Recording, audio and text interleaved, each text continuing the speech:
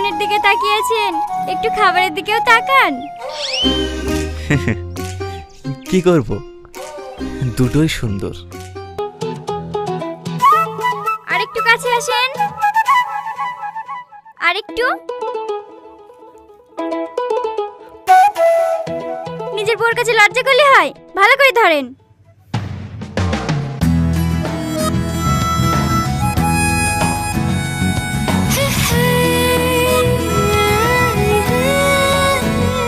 এই তো এবার কত সুন্দর মানাচ্ছে। স্যার বিল। হ্যাঁ,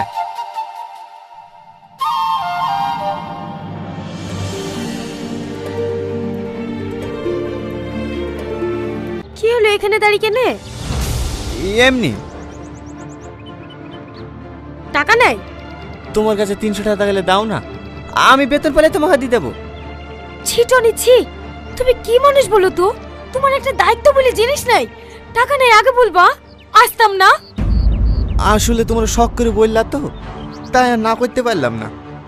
থাক, অনেক শখ পূরণ করেছো, আর করতে হবে না। ধরো, যাও বিলটা দিয়ে দাও গো। এত টাকা লাগবে না, 300 টাকা মতো দিলেই হবে। যা বলছে তাই করো।